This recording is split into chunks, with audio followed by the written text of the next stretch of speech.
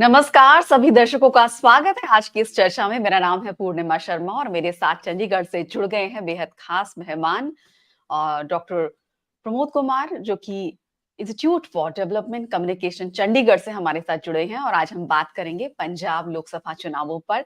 13 सीटों का क्या हाल है, पंजाब की जनता के मन में क्या है, पंजाब किसे वोट करेगा, ये सारे सवाल हमारे मन में है। पंजाब बतौर राज्य दूसरे राज्यों से किस तरह बिल्कुल अलग है। अगर हम पूरे भारत की बात करें तो उत्तर के राज्यों में हवा एक तरफ होती है, लेकिन पंजाब का एक अलग ही पैटर्न है। वो क्या पैटर्न है, उसे समझने के लिए प्रमोद जी, हम आपका स्वागत करते हैं इस चर्चा में। धन्यवाद पूर्णिमा जी। तो प्रमोद जी, हम आपसे समझना चाहेंगे पंजाब को हम कैसे समझे, आप हमें बताएं। लोकसभा आपने चुनावों की अगर हम बिल्कुल बात करें तो। आपने बिल्कुल बात सही ढंग से शुरू करी कि पंजाब का एक अंदाज बिल्कुल निराला अंदाज है, जी जो कि देश के जो रंग ढंग है उनसे अलग हट के चलता है।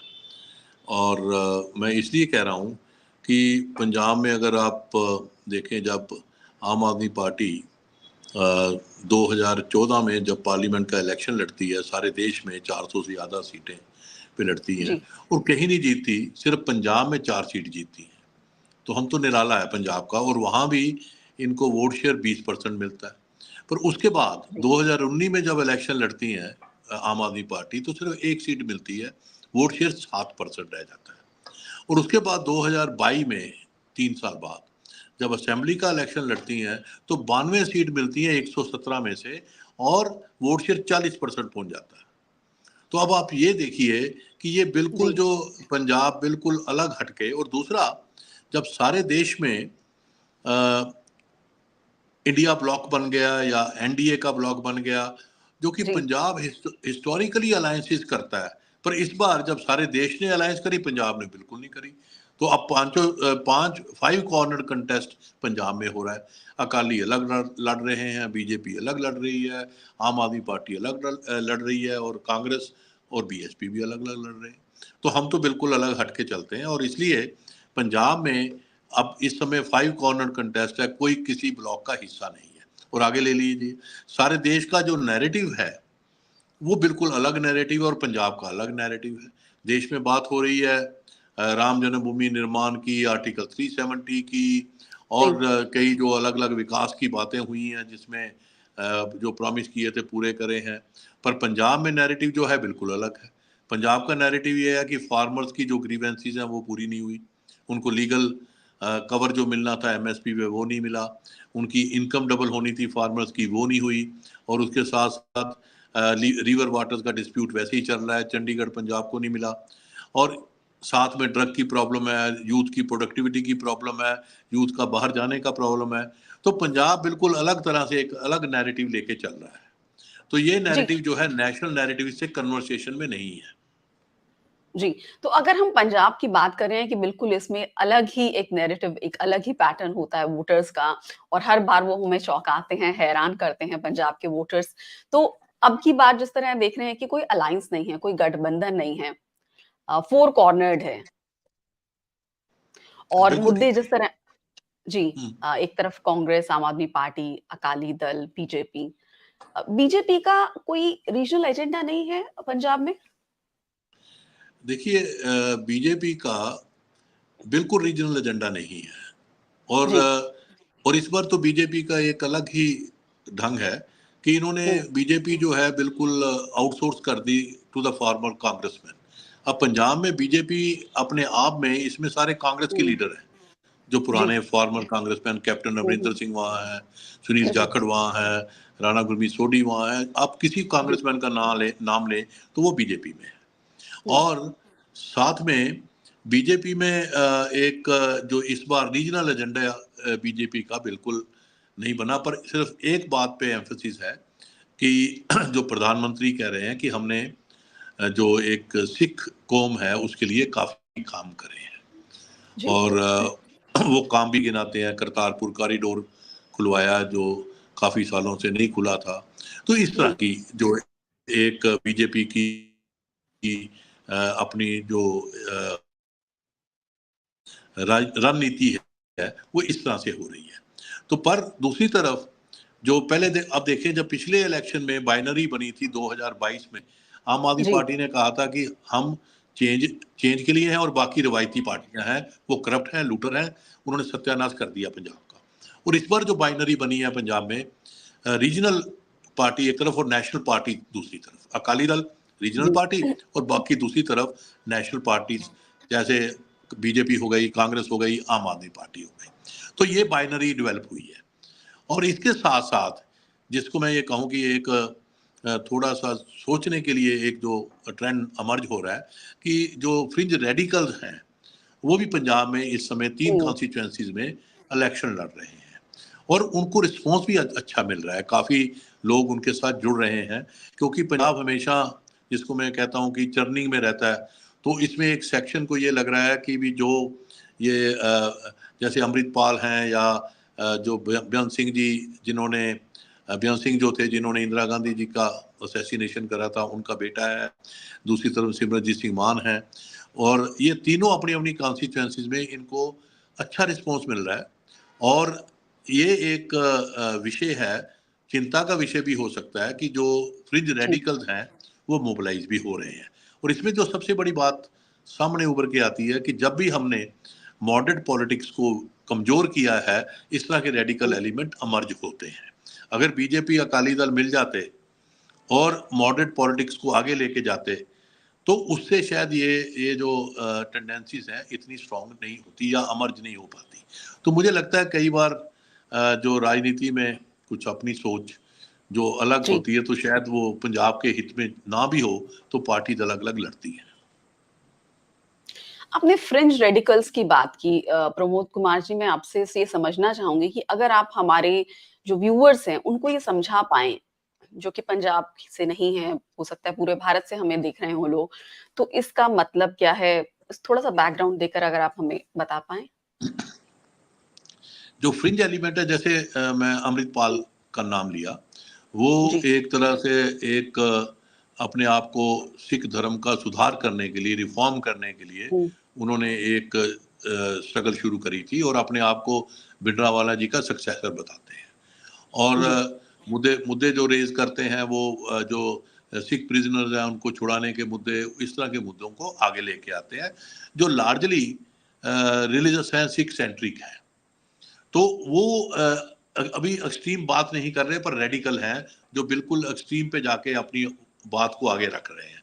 इसी तरह जो बेअंत सिंह जी के बेटे हैं जिन्होंने असैसिनेशन इंदिरा गांधी जी जो हमारे प्रधानमंत्री थे उनकी करी थी, वो भी ये कह रहे हैं कि हमने इतना सेक्रीफाइस किया कौम के लिए, हमें कौम ने कुछ नहीं दिया। जैसे राहुल गांधी जी तो उनके जो पोते हैं उन्होंने कांग्रेस ने सिर पे बिठाया हुआ है, आंखों पे बिठाया हुआ है, हमें तो कोई कौम पूछ नहीं रही। तो इस तरह की अपील वो लोगों में कर रहे हैं। तो मुझे ये लगता है कि इस तरह से सिमरनजीत सिंह मान है जो कन्फेडरेशन की बात करते हैं एक तरह से, जिसमें कहते हैं कि भी हमें लिमिटेड सिसेशन टाइप चाहिए, फ्रीडम चाहिए। तो ये जो रेडिकल एलिमेंट है इसकी री एमर्जेंस जो है, और इसको अपोज जो कर रहा है वो अकाली दल अपोज कर रहा है क्योंकि वो मॉडरेट पॉलिटिक्स में है। और दूसरे दल भी इसे अपोज कर रहे हैं इस एलिमेंट्स को, क्योंकि ये अल्टीमेटली ये जो एलिमेंट है एक तरह से अलग तरह की राजनीति की तरफ लेके जा रहा है पंजाब को, जो हमने पिछले सबसे पहले 80 के शतक में हमने वो देखा था कि किस तरह से पंजाब में टेररिज्म आया, मिलिटेंसी आई, वो इसी तरह से डेवलप हुई थी। और मुझे 1989 का इलेक्शन भी याद आता है जहाँ पे जो ये रेडिकल थे इन्होंने इलेक्शन पार्लियामेंट का जीत लिया था। और उससे पंजाब में एक तरह से ये सोच भी शुरू हुई थी कि अगर रेडिकल और आगे आ गए तो असेंबली में भी ना आ जाए। तो फिर ये जो पंजाब में एक जो पंजाब अपने आप में सबसे बड़ा सेकुलर मल्टीकल्चरल सोसाइटी है जहाँ पे हिंदू जो है वो भी अपने तरह से वोट बैंक से आपस में कल्चर की साझ है, उसको इसका नेगेटिव इफेक्ट हो सकता है। जी। अगर हम पंजाब की 13 सीटों की बात करें, 13 लोकसभा सीटों की, प्रमोद कुमार जी, तो इनमें आपको क्या समीकरण दिखाई दे रहे हैं? किस तरह का गणित है जो आप देख पा रहे हैं? कौन-सी सीटें ऐसी हैं जहां कौन-सी पार्टी ज़्यादा मजबूत दिख रही हैं? देखिए 5 कॉर्नर कॉन्टेस्ट में ये कहना कौन जी जीतेगा, मैं आपको इसका एक एग्जांपल दे देता हूं तो आप समझ जाएंगे। पिछले अगर असेंबली इलेक्शन में हम देखें 2022 में, एक बड़ा इंटरेस्टिंग इलेक्शन, सरदार विक्रमजीत सिंह मजीठिया अकाली दल से जी थे और नवजोत सिंह सिद्धू कांग्रेस से थे। दोनों का कंटेस्ट हुआ और ये माना जा रहा था कि ये कंटेस्ट दोनों के बीच में है। और जीता कौन? जीवन जोत कौर जीत गई आम आदमी पार्टी की। अब कंटेस्ट तो किसी में होता है, जीता कोई और है। तो मैं इसलिए ये कह जी रहा हूं कि मल्टी कॉर्नर कॉन्टेस्ट में किसकी जीत होगी, अगर मैं इसको अभी इस इलेक्शन में लगा दूं कि लुधियाना में जो कंटेस्ट राजा वरिंग जो कांग्रेस पार्टी के हैं, और साथ में उनका कंटेस्ट जो बिट्टू जो हैं एमपी रहे हैं यहाँ से, और वो बीजेपी से हैं, और कंटेस्ट जी इन दोनों का है, और पता लगे कि बाद में आम आदमी पार्टी के पप्पी जीत गए हैं। तो ये जो 4 कॉर्नर कॉन्टेस्ट या 5 कॉर्नर कॉन्टेस्ट में ये बड़ा मुश्किल हो जाता है कि ये जी निकालना कि भी कौन जीतेगा।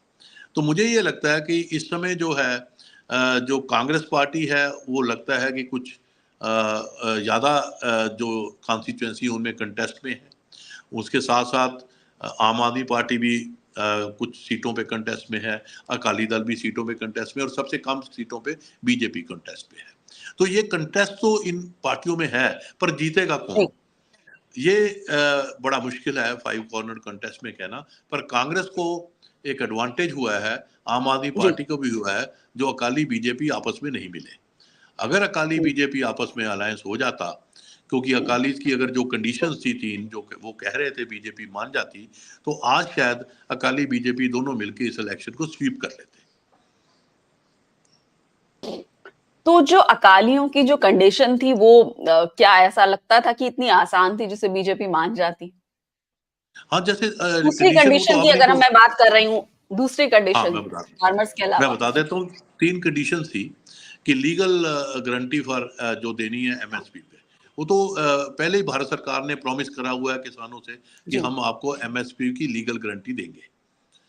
तो ये तो अब नहीं तो अब 5 2 4 साल बाद मानोगे, जब किसान प्रोटेस्ट जी करेंगे आप मानोगे तो सही। किसानों के मुद्दे के तो ये अलावा है जी जी, ये एक पहली किसान कंडीशन थी। दूसरी कंडीशन उनकी थी कि जो बंदी सिंह हैं, जो सिख प्रिजनर्स हैं जिन्होंने अपनी टर्म पूरी कर ली है, जेल टर्म, उनको छोड़ दिया जाए और उसके लिए गारंटी दी जाए या कमेटी बना दी जाए। ये सेकंड कंडीशन थी। तीसरी उनकी थी जो हमारे रिलीजियस प्लेसेस हैं जिसमें सरकार इंटरफेयर कर रही है, चाहे पटना साहब हो, चाहे हरियाणा हो, चाहे उस पे वो इंटरफेरेंस ना करें और हमें अपना और मुझे लगता है ये कंडीशन मानी जा सकती थी। पर मुझे नहीं पता क्यों क्यों ऐसा नहीं हुआ, कुछ और बात भी होगी बीच में। पर मुझे तो इतनी समझ आती है कि अगर ये कंडीशन मान लेते और फिर इलेक्शन में जाते तो दोनों पार्टी इस समय अच्छी हालत में होती और जीती। अब ये है कि अकाली दल अलायंस में ना जाने की वजह से लॉन्ग टर्म के लिए अकाली दल को काफ़ी फायदा हो गया। एक तरह से ये रीजनल पार्टी में क्रेडेंशियल इनके बन गए, और इनको लॉन्ग टर्म इनकी जो कंसोलिडेशन है सपोर्ट बेस की, वो अकाली दल की हो जाएगी। और जो कांग्रेस पार्टी है उसको इसका एडवांटेज मिलेगा, और आम आदमी पार्टी जो एक्सेसिव एंटी इनकम्बेंसी फेस कर रही थी उसको थोड़ा फेस जी सेविंग भी मिलेगी। और बीजेपी जो है वो हम्म, जो होप कर रही है कि हम एक्सीडेंटल बेनिफिशियरी हो जाएंगे इस फ्लक्स के, तो हो सकते हैं एक्सीडेंटल बेनिफिशियरी, और उसका तो कहना मुश्किल है कि किस एक्सीडेंट में किसका बेनिफिट हो जाए। जी तो अब जो 1 जून को वोटिंग होने जा रही है तो ऐसे में आप क्या रीड कर पा रहे हैं? कौन से मुद्दे आपने शुरुआत में गिनाए भी लेकिन कौन से मुद्दे आपको लगता है जो सबसे ज्यादा हावी है पंजाब में और क्या अलग-अलग लोकसभा सीटों पर मुद्दे अलग-अलग हैं या किसानों का मुद्दा सबसे ऊपर है, बेरोजगारी सबसे ऊपर है? देखो इसमें अलग अलग मुद्दे होंगे। एक जो जी, मुद्दा मुझे लग रहा है कि जो रीजनल आइडेंटिटी का मुद्दा तो रहेगा कि जी, पंजाब एक इसके रीजन की ऑटोनॉमी जो देनी है स्टेट्स को वो दी जाए। दूसरा जो फ्री बीज का मुद्दा है, जिसको हम पैटर्नल वेलफेयरिज्म का प्रोग्राम जो आम आदमी पार्टी ने बिजली लोगों को फ्री दी 300 यूनिट वाली, उसका किस हद तक उनको फायदा होगा, ये भी एक मुद्दा रहेगा, और ये मुद्दा है भी। तो उनको उसका फ़ायदा भी हो जी, सकता है, और किस हद तक होगा ये देखने वाली बात है। और इस तरह से जो बाकी मुद्दे हैं जिसमें बात की जा रही है कि यूथ का अनएम्प्लॉयमेंट का मुद्दा है, साथ में किसानों वाला मुद्दा तो है ही, पर ये सारे जो मुद्दे हैं इसका समीकरण क्या बनेगा, कौन सी पार्टी जो है इस फोर कॉर्नर कंटेस्ट में कुछ लीड बना पाएगी और जीत जाएगी, ये कहना बड़ा मुश्किल है।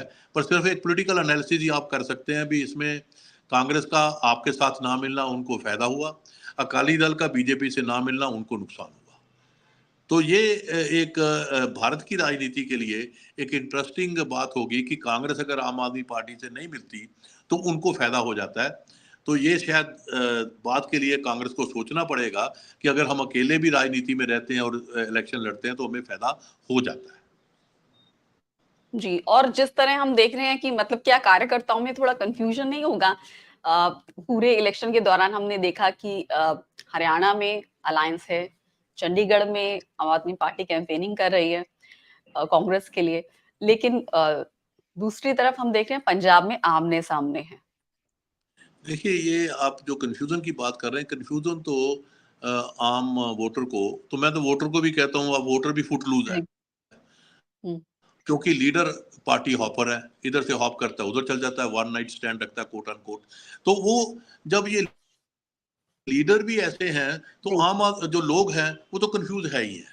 उनको तो हुँ, लगा अगर रिंकू जीत गया तो पिंकू हार जाएगा, अगर पिंकू जीत गया तो बिट्टू हार जाएगा। पता नहीं रिंकू पिंकू किधर कौन सा किस पार्टी में।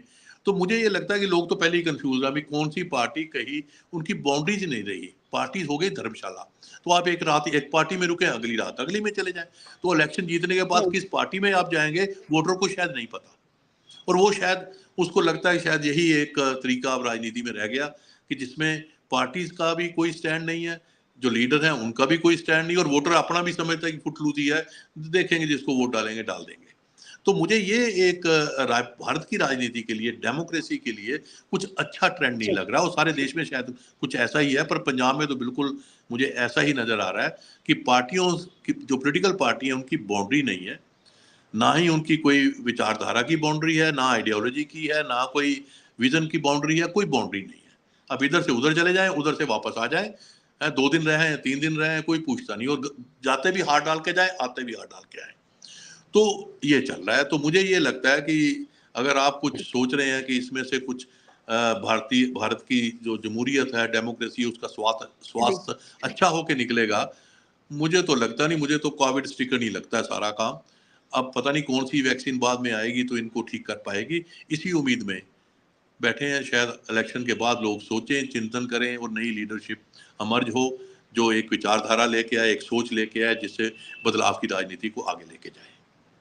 जी, मेरा आखिरी सवाल प्रमोद जी आपसे कि हम जब वोटर्स को देखते हैं तो महिलाएं आधी वोटर हैं। 2019 के भी लोकसभा चुनावों में हमने देखा कि पूरे भारत का जब हमने आंकड़े देखे तो महिला वोटर लगभग बराबर थी। अब भी कुछ ऐसी कॉन्स्टिट्यूएंसी भी रही जहां ज्यादा भी रही।